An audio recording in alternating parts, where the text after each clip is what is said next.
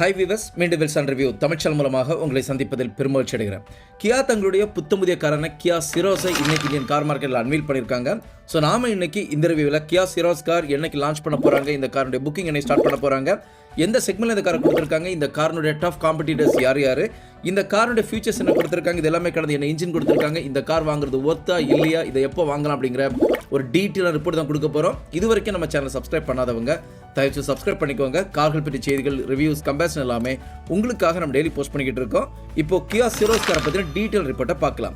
Hi friends, சுத்தமான தரமான எந்த கலப்படமும் இல்லாத 100% தரமான தேன் உங்களுக்கு வேணும்னா இந்த ஸ்க்ரீனில் இருக்கக்கூடிய நம்பரில் காண்டாக்ட் பண்ணுங்கள். கன்னியாகுமரி மாவட்டம் மார்த்தாண்டம் தான் இந்த தேனுடைய ஆரிஜின். டிஸ்கிரிப்ஷன் பாக்ஸில் தேனுடைய விலையும் காண்டாக்ட் நம்பரையும் உங்களுக்காக கொடுத்துருக்கேன். உங்களுக்கு யாராவது வேணும்னா நீங்கள் டேரெக்டாக காண்டாக்ட் பண்ணி இந்த தேனை வாங்கிக்கலாம். கியா சிரோஸ் காரை பொறுத்த வரைக்கும் வரக்கூடிய ஜனவரி மாதம் 3ஆம் தேதி இந்த காருடைய புக்கிங்கை ஸ்டார்ட் பண்ண போகிறாங்க.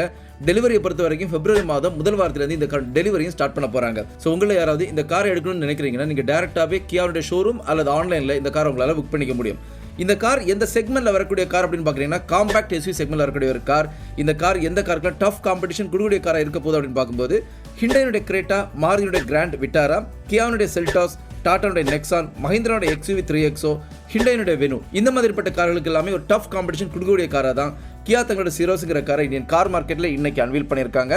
இந்த காரனுடைய தமிழ்நாடு எக்ஸ்பெக்டட் பிரைஸ் ரேஞ்சுங்கிறது 9 லட்சத்திலிருந்து ஆரம்பிச்சு 16 லட்சம் ரூபாய் வரைக்கும் வரதுக்கான வாய்ப்புகள் அதிகமாக இருக்கு. என்னென்ன ஃபியூல் ஆப்ஷனில் இந்த கார் இப்போதைக்கு இந்தியன் கார் மார்க்கெட்டில் டெலிவர் பண்ண போகிறாங்க அப்படின்னு பார்த்தீங்கன்னா பெட்ரோல், டீசல் ரெண்டு ஆப்ஷன்லையுமே இந்த காரை டெலிவர் பண்ண போகிறாங்க. டிரான்ஸ்மிஷனை பொறுத்த வரைக்கும் பெட்ரோல், டீசல் ரெண்டுலையுமே உங்களுக்கு மேனுவல், ஆட்டோமேட்டிக் ரெண்டையுமே கொடுத்துருக்காங்க. இன்ஜினை பொறுத்த வரைக்கும் உங்களுக்கு பெட்ரோல் இன்ஜினில் வந்து 1 லிட்டர் டர்போ பெட்ரோல் இன்ஜின் கொடுத்துருக்காங்க. அது டீசலை பொறுத்த வரைக்கும் 1.5 லிட்டரில் டீசல் இன்ஜின் இந்த காருக்கு கொடுத்துருக்காங்க. ஸோ இன்ஜினுடைய டீட்டெயிலை நம்ம இப்போ பார்க்கலாம். பெட்ரோல் இன்ஜினை பொறுத்த வரைக்கும் இதனுடைய பவருங்கிறது 118 BHP பவர். டார்க்கை பொறுத்த வரைக்கும் 172 நியூட்டன் டார்க் கொடுத்துருக்காங்க. டிரான்ஸ்மிஷன் பொறுத்த வரைக்கும் 6 ஸ்பீடில் மேனுவல் கூடவே 7 ஸ்பீடில் டிசிடி டெக்னாலஜியில் ஆட்டோமேட்டிக் கொடுத்துருக்காங்க. டிசிடிங்கிறது டிவல் கிளச் டிரான்ஸ்மிஷன் டெக்னாலஜி, ஒரு பெர்ஃபெக்டான டெக்னாலஜி. ஸோ பெட்ரோல் ஆப்ஷனில் ஒரு ஆட்டோமேட்டிக் கார் வேணும், அது எனக்கு இந்த மாதிரி கியானுடைய ஒரு கார் வேணும்னு எதிர்பார்க்கக்கூடியவங்களுக்கு இது மிகப்பெரிய ஒரு பாசிட்டிவ் இன்ஃபர்மேஷன். ஒரு பெர்ஃபெக்டான ஸ்போர்ட்ரி எலமெண்டோட வண்டி ஓட்டுறதுக்கு ஏதுவான ஒரு காராக இந்த கார் இருக்கும். எந்த ஒரு லேகும் உங்களுக்கு எங்கேயுமே இருக்காது. அந்த பெர்ஃபெக்டான ஒரு டிரைவிங் கம்ஃபோர்ட் இந்த காரில் இருக்கும் அப்படிங்கிறதுல எந்த ஒரு மாற்று கருத்தும் கிடையாது. அதே டீசல் இன்ஜினை பொறுத்த வரைக்கும் 1.5 லிட்டரில் டீசல் இன்ஜின் கொடுத்துருக்காங்க. இந்த இன்ஜின் டெலிவர் பண்ணக்கூடிய பவருங்கிறது 114 BHP பவர். அது டார்க்கை பொறுத்த வரைக்கும் 250 நியூட்டன் டார்க் கொடுத்துருக்காங்க. இங்கேயுமே டிரான்ஸ்மிஷன் பொறுத்த வரைக்கும் உங்களுக்கு மேனுவல், ஆட்டோமேட்டிக் ரெண்டுமே கொடுத்துருக்காங்க. மேனுவலில் பார்க்கும்போது 6 ஸ்பீடில் மேனுவல் டிரான்ஸ்மிஷன் கொடுத்துருக்காங்க. ஆட்டோமேட்டிக்காக உங்களுக்கு 6 ஸ்பீடில் ஆட்டோமேட்டிக் கொடுத்துருக்காங்க. அதுவும் டார்க் கன்வெர்ட்டர் டைப்பில் கொடுத்துருக்காங்க. இதுவுமே ஒரு பெர்ஃபெக்டான ஒரு ஆட்டோமேட்டிக் ரேஞ்ச் தான். ஸோ கியானுடைய சிரோஸில் உங்களுக்கு இன்ஜினை பொறுத்த வரைக்கும் பெர்ஃபெக்டாக கொடுத்துருக்காங்க. அதை நல்ல ஒரு இன்ஜின் ஆப்ஷன் கொடுத்துருக்காங்க. ஸோ டிரைவிங் இன்தூசியாசம் விரும்பக்கூடியவங்களா இருந்தால் நீங்கள் டேரெக்டாக இந்த காரை சூஸ் பண்ணலாம். அந்த பெர்ஃபெக்டான டிரைவிங் இன்தூசியாசம் கண்டிப்பாக இந்த ஒரு இன்ஜினில் இருக்கும் அப்படிங்கிறதுல எந்த ஒரு மாற்று கருத்தும் கிடையாது. இதை கடந்து டீட்டெயிலான இன்ஃபர்மேஷன் இன்ஜின் என்னென்ன கொடுத்துருக்காங்க அப்படிங்கிறது ஒன்ஸ் இந்த கார் லான்ச் ஆன பிறகு நாம கண்டிப்பாக டீட்டெயிலாக இந்த தெளிவான இன்ஃபர்மேஷனை கொடுத்துக்கலாம். வேரியண்ட்டை பொறுத்த வரைக்கும் பேசிக்காக 6 வேரியண்ட் தான் இந்த காரில் கொடுத்துருக்காங்க. அதாவது நார்மலாக கியாவுடைய எந்த கார் நீங்கள் எடுத்தீங்கனாலும் இதே மாதிரி தான் வேரியண்ட் கொடுத்துருப்பாங்க. HTK optional, HTK plus, HTX plus, HTX plus ஆப்ஷனுங்கிற 6 வேரியண்ட் இந்த காரில் கொடுத்துருக்காங்க. கியா சிரோஸ் பொறுத்த வரைக்கும் ஒட்டுமொத்தமாக 8 கலர் ஆப்ஷனில் இன்னைக்கு இந்தியன் கார் மார்க்கெட்டில் அவங்க அன்வீல் பண்ணியிருக்காங்க. அதாவது blue, sparkling silver, gravity grey, imperial blue, intense red, பவுச்சர் ஒலிவ், பியல் ஒயிட், பியல் பிளாக்ங்கிற 8 கலர் ஆப்ஷனில் இந்தியன் கார் மார்க்கெட்டில் இந்த காரை லான்ச் பண்ணியிருக்காங்க. இதை கடந்து இந்த காரில் என்னென்ன ஃபீச்சர்ஸ் கொடுத்துருக்காங்க அப்படின்னு பார்த்தீங்கன்னா அடாஸை பொறுத்த வரைக்கும் இந்த காரை லெவல் 2 அடாஸ் டெக்னாலஜி இந்த காரை கொடுத்துருக்காங்க. ஸோ மேக்ஸிமமான அடாஸ் ஃபீச்சர்ஸ் எல்லாமே இந்த காரை லோட் பண்ணி கொடுத்துருக்காங்க அப்படிங்கிறது ஒரு வரவேற்கத்தக்கக்கூடிய விஷயமா இருக்கு. இதை கடந்து 30 இன்ச்சஸில் உங்களுக்கு பேனராமிக் டிஸ்பிளே கொடுத்துருக்காங்க. இந்த டிஸ்பிளே, அதாவது 30 இன்ச்சில் கொடுத்துருக்கக்கூடிய இந்த டிஸ்பிளே பொறுத்த வரைக்கும் இன்ஃபோடெயின்மெண்ட் சிஸ்டம், டெம்பரேச்சர் கண்ட்ரோல், அதே மாதிரி இன்ஸ்ட்ருமெண்ட் கிளஸ்டர் எல்லாத்தையுமே இதில் இன்கார்பரேட் பண்ணி கொடுத்துருக்காங்க. ஒரு பேனராமிக் டிஸ்பிளேவாக இருக்கும். பார்க்கறதுக்கு அட்டகாசமான ஒரு லுக்கு கொடுத்துருப்பாங்க. ஒரு ஃபியூச்சரிஸ்டிக்கான ஒரு காராகவும் உள்ளாடி தீமை பொறுத்த வரைக்கும் ஒரு யூனிக்கான தீமாவும் இந்த காருக்கு இருக்க போகுது அப்படிங்கிறது ஒரு மிகையான விஷயமா இருந்துகிட்டு இருக்கு. ஆடியோ சிஸ்டத்தை பொறுத்த வரைக்கும் ஹார்மன் கார்டனில் 8 ஸ்பீக்கர் சிஸ்டம் கொடுத்துருக்காங்க. நார்மலாக கியாவுடைய எந்த கார் எடுத்தீங்கனாலும் இதில் எல்லாத்தையுமே ஹார்மன் கார்டன் தான் கொடுத்துட்டு இருக்காங்க. ஸோ இங்கேயுமே ஹார்மன் கார்டன் கொடுத்துருக்காங்க. ஹார்மன் கார்டனை பொறுத்த வரைக்கும் நமக்கு நல்லாவே தெரியும். JBL ஒரு பிரீமியமான ஒரு பிராண்ட் தான் ஹார்மன் கார்டன்கிற பிராண்ட். ஒரு அட்டகாசமான ஒரு பிராண்ட், பக்கவான ஒரு பெர்ஃபெக்ட்டான மியூசிக் எந்தூசியாசம் விரும்பக்கூடியவங்களுக்கு இந்த ஒரு ஆடியோ சிஸ்டம்ங்கிறது கண்டிப்பா பெர்ஃபெக்ட்டான ஒரு ஆடியோ என்ஹான்ஸ்மெண்ட் இருக்கும் அப்படிங்கிறது எந்த மாற்று கருத்தும் கிடையாது.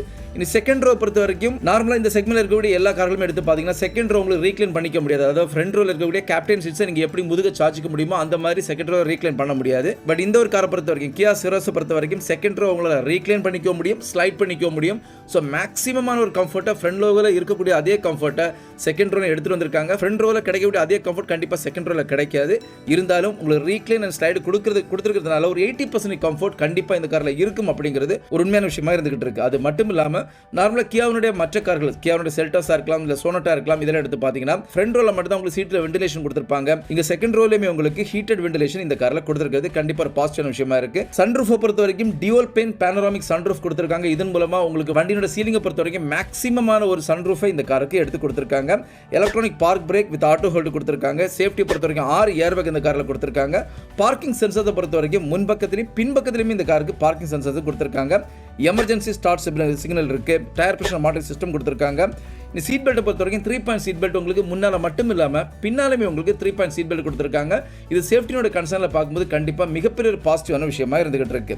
இதை கடந்து லேன் கீப் அசிஸ்ட் இருக்கு, 360 டிகிரியில் கேமரா கொடுத்துருக்காங்க, ஃப்ரண்ட் கொலிஷன் வார்னிங் கொடுத்துருக்காங்க. இனி கியா கனெக்ட் கொடுத்துருக்காங்க, அது 2.0 கொடுத்துருக்காங்க.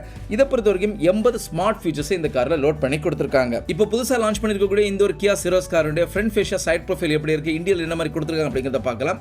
ஃப்ரண்ட் ப்ரொஃபைலை பொறுத்த வரைக்கும் நார்மலாக கியாவினுடைய ஒரு சிக்னேச்சர் ஃப்ரண்ட் ப்ரொஃபைல் இருக்குது, அதாவது டைகர் ஃபேஸ் அப்படின்னு சொல்லுவாங்க. ஸோ இந்த ஒரு ஃபேஸுக்கு பொருந்தி வரக்கூடிய அதே ஃப்ரண்ட் ப்ரொஃபைலை இந்த காரிலுமே கொடுத்துருக்காங்க. அது மட்டும் இல்லாமல் இந்த காரை பொறுத்த வரைக்கும் ஒரு பாக்ஸி ஷேப்பில் கொடுத்துருக்காங்க. இன்னைக்கு இந்த செக்மெண்ட்டில் இருக்கக்கூடிய மற்ற எந்த காருமே பாக்ஸி ஷேப்பில் கிடையாது. அவங்க ஒரு காம்பேக்ட் எஸ்யூவி கார்களாக இருந்திருந்தாலும் ஒரு எஸ்யூவிக்கு உண்டான லாங்குவேஜ் இருக்குமே தவிர ஒரு பாக்ஸி ஷேப்பில் எந்த காரும் இல்லை. ஸோ இந்த காரை பொறுத்த வரைக்கும் பியூராக உங்களுக்கு பாக்ஸி ஷேப்பில் எடுத்துகிட்டு வந்திருக்காங்க. பாக்ஸி ஷேப்பை பொறுத்த வரைக்கும் மாருதியில் வேகனார் கார் நமக்கு பாக்ஸி ஷேப்பில் இருக்குது. அது கண்டிப்பாக எஸ்யூவி கார் கிடையாது. இருந்தாலும் அந்த ஒரு ஷேப்பை ரிசம்பிள் பண்ணுற மாதிரி தான் இந்த காரிலுமே கொடுத்துருக்காங்க. ஸோ இந்த ஒரு பாக்ஸி ஷேப்பை பார்க்கும்போது நார்மலாக இந்த ஒரு பாக்ஸி ஷேப்பை நீங்கள் எடுத்து பார்த்தீங்கன்னா ஒரு யூனிக்கான டிசைனை நிறைய இதில் இன்கார்பரேட் பண்ணியிருக்கிறதுனால பார்க்குறதுக்கு ரொம்ப அழகான லுக்கு இந்த காருக்கு எடுத்து கொடுத்துருக்கு. ஃப்ரண்ட் ப்ரொஃபைலை பொறுத்த வரைக்கும் ரைஸ்டு பேனட் கொடுத்துருக்காங்க. அந்த பேனட்டில் உங்களுக்கு 2 கிளாடிங் கொடுத்துருக்காங்க. பேனட்டுடைய எட்ஜ்லேயே பார்த்தீங்கன்னா கியாங்கிற லோகோவை கொடுத்துருக்காங்க. அதுக்கு கீழே பம்பருக்கும் உங்களுக்கு பேனட்டுக்கும் இன்பிட்வீனில் ஒரு கருப்பு கலரில் ஒரு ஸ்ட்ரிப்பை கொடுத்து உங்களுக்கு டிவைட் பண்ணியிருக்காங்க. இன்னைக்கு ஹெட்லாம்பை பொறுத்த வரைக்கும் 3 போர்ட் ஹெட்லாம்ப் கொடுத்துருக்காங்க. இது பக்கத்தில் உங்களுக்கு டேட்டா ரன்னிங் லேம்பை அழகாக இன்டிகிரேட் பண்ணியிருக்காங்க.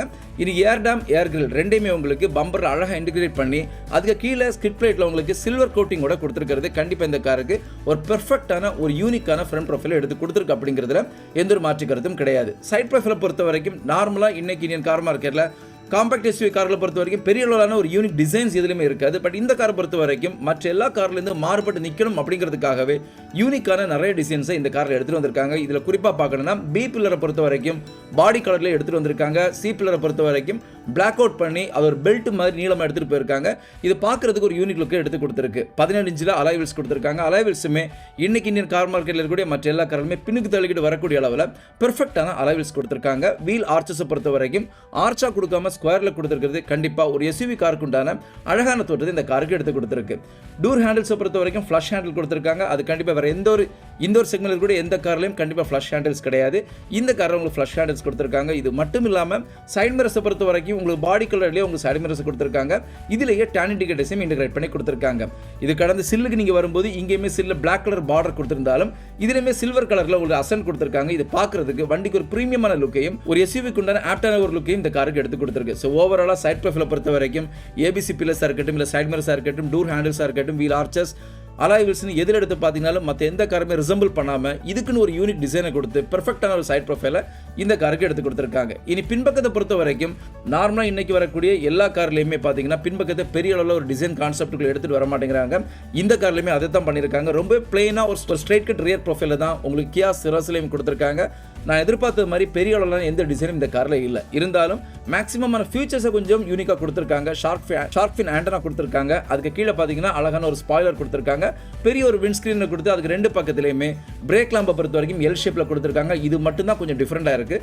இதே கீழே நார்மலாக கியாவுடைய லோகோவை கொடுத்து அதுக்கு கீழே சிரோஸ்ங்கிற ஒரு ஸ்டாம்பையும் கொடுத்துருக்காங்க. உங்களுக்கு ரிஃப்ளெக்டர் பிரேக் லாம்ப்ஸ் அது கொடுத்துருக்காங்க.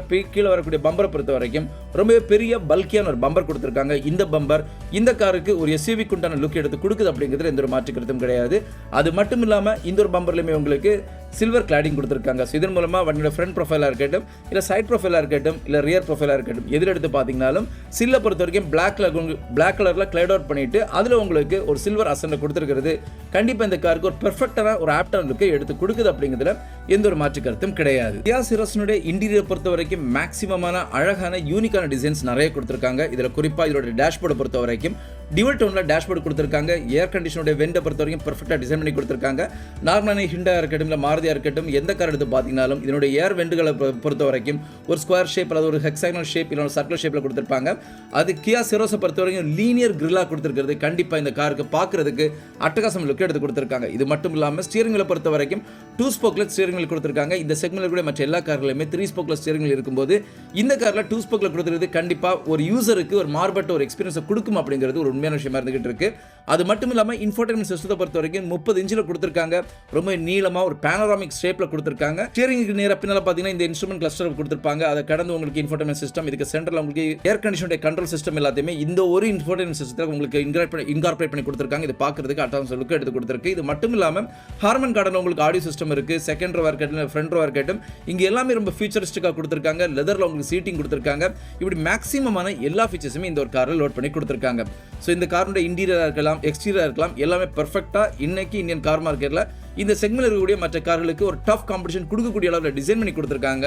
இருந்தாலும் கியாவினுடைய எந்த ஒரு கார் எடுத்து பார்த்தீங்கனாலும் நீங்கள் பேசிக் வேரியண்ட்டாக எடுக்கிறதா இருந்தால் கண்டிப்பாக அந்த வேரியண்ட்டில் நான் சொல்ல எந்த ஒரு ஃபீச்சர்ஸையும் கொடுத்துருக்க மாட்டாங்க. ஜஸ்ட் ஒரு காராக தான் கொடுத்துருப்பாங்களே தவிர பெரிய அளவிலான ஃபீச்சர்ஸ் எதையுமே ஒரு பேஸ் வேரியண்ட்டில் கொடுக்கறது கிடையாது.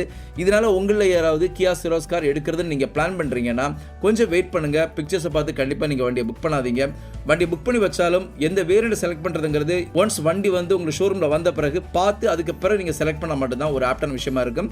இன்னைக்கு நிறைய பேர் பண்ணக்கூடிய மிக முக்கியமான மிஸ்டேக் என்னன்னா, வண்டி லான்ச் ஆகும்போது அந்த வண்டியோட பிக்சர்ஸை பார்த்துக்கிட்டு இமீடியட்டாக அவங்க புக் பண்ணிடுறாங்க. அது தவறு. ஒன்ஸ் வண்டி லான்ச் ஆன பிறகு ஷோரூமில் வண்டி வந்த பிறகு பர்டிகுலர் வேரியண்ட் நீங்கள் பார்த்து ஃபீல் பண்ணி அதுக்கு பிறகு புக் பண்ணீங்கன்னா கண்டிப்பாக உங்களுக்கு அது ஒரு பாசிட்டிவான விஷயமா இருக்கும். ஒரு ஃபைனல் கன்க்ளூஷனாக கியா சிரோஸ் கார் நான் வாங்கலாமா வேண்டாமா அப்படின்னு கேட்குறீங்கன்னா கண்டிப்பாக நீங்கள் டேரெக்டாக வாங்கலாம். இன்னைக்கு நீங்கள் கார் மார்க்கெட்டை பொறுத்த வரைக்கும் கியாவினுடைய எல்லா கார்களுமே ஓரளவுக்கு டீசெண்டான டிரைவிங் கம்ஃபர்ட்டை கொடுத்துட்டு இருக்கு. அது மட்டும் இல்லாமல் ஓரளவுக்கு டீசெண்டான ரீசேல் வேல்யூமே இருக்குது. மைலேஜை பொறுத்த வரைக்கும் கண்டிப்பாக கியா சிரோஸ் உங்களுக்கு மாருதிக்கு ஈக்குவலான மைலேஜ் கண்டிப்பாக கொடுக்காது. இருந்தாலும் ஹிண்டைனுடைய மைலேஜ் உங்களுக்கு ஓரளவு கிடைக்கும் அப்படிங்கிறதுல எந்த ஒரு மாற்று கருத்தும் கிடையாது. ஸோ நான் இன்னைக்கு கொடுத்த இந்த ஒரு இன்ஃபர்மேட்டிவ் ரிவ்யூ கண்டிப்பாக உங்களை ஃபுல்ஃபில் பண்ணியிருக்கோம் நம்புறேன். இன்னும் ஒரு வீடியோ உங்களை சந்திக்கிற வரைக்கும் உங்களிடமிருந்து விடைபெறுவது உங்களுடைய அன்பின் விவேக். தேங்க்யூ.